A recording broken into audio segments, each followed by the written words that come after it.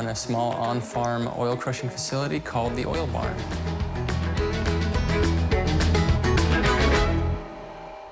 At least in part to me, organics means kind of a return to what we know does work and what we know is safe. And I think it gives a lot of people comfort knowing that something's raised without modern chemicals or genetically modified crops. Some of the organics procedures go back to when early agriculture was practiced before the chemicals and pesticides. But in a way, some of that information may have been lost over the years, so the organic producer is relearning some of that information. I work with a local farmer. His name is Casey Bailey, and he grows safflower for us and a number of other crops there on his farm. It's been good to have him because he's so close by, and he gives me a lot of the feedback that helps me to understand the farmer's perspective of growing a crop. Our soils very much benefit from another crop in the rotation, and the safflower plant can do that for us as well as be a good thing for the tables of people. So I'll leave that up to you, Andrew, that you can handle the people and their plates, and I'll handle the soil. So these are our oil presses, and they're crushing safflower right now. So the seeds fall down from this tank into the presses here, and there's a screw inside it that continually turns and crushes it up against the head. The dry meal comes out of the front of the press, and the oil drips down below. These pellets are actually used as a protein supplement for cattle. We have about 4,000 acres that we farm, and we rotate between a number of different crops, from grains like wheat and kamut, and barley, safflower, of course. And we rotate between all that to kind of give our production diversity and to provide nutrients to the soil and help be a little more resistant to pests and weeds. A lot of acres, 4,000, so we need big machines. Seth Goodman is our farm manager here, and he showed us a tractor that had been converted to run off of waste vegetable oil.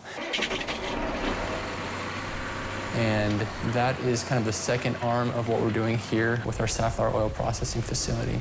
Essentially what we do is we grow and produce fresh cooking oil.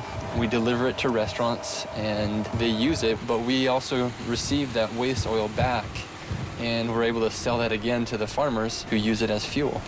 We are essentially selling the same product twice, but delivering two different values to two different people. And it kind of closes the entire circle of the life of the oil seed. For a guy like me that's brand new to agriculture, it's great to know that there's organizations like the NRCS available that put on workshops and have a wealth of information to help someone out like me that doesn't know very much. They're a great resource for someone who's starting out or has questions, somebody that's even been in farming and agriculture for a long time.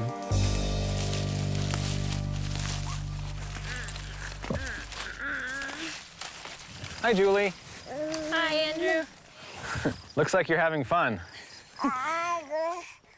And you have help today. I seem to always have help. Our farm is a family operation, but we maybe went about it in a non-traditional way. What we see is the benefit of growing up on a small family farm with animals and good food and our family all around us. Oh, it's okay. He's kind of freaked out. Yeah. Are you coming to see the bear?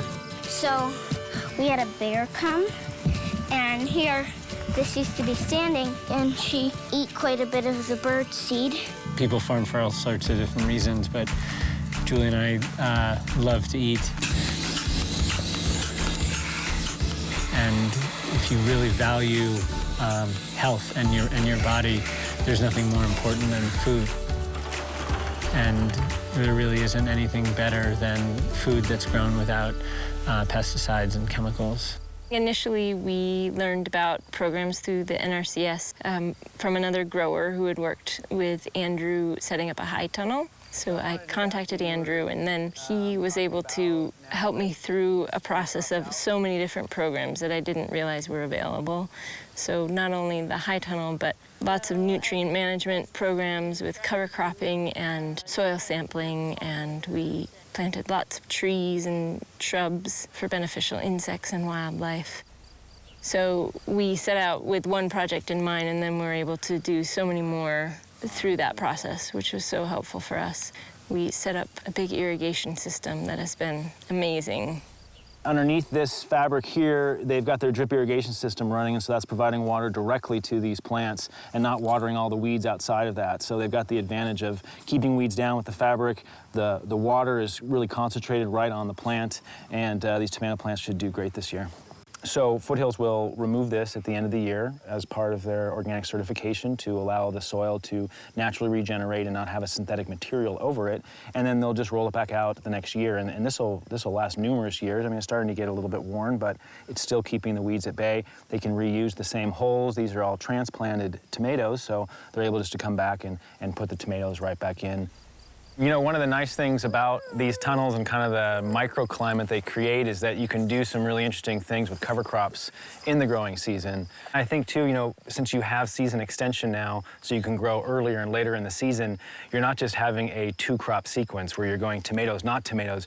You've actually got almost a 3 or 4 rotation, because you've got a spring crop. If you do a cover crop in here and then a fall crop, that's 3 different crops before you go back to tomatoes if you put tomatoes in here next year. Yep. Hey, my girl. I think not only do I appreciate organic farming for the health of the consumer who's eating our food, but also the health of the land and water and people who live in rural areas and on farms. People have been able to farm organically for, you know, years and years and years and years. We have an appreciation for the yesteryear and feel like there's no reason why we can't continue the tradition.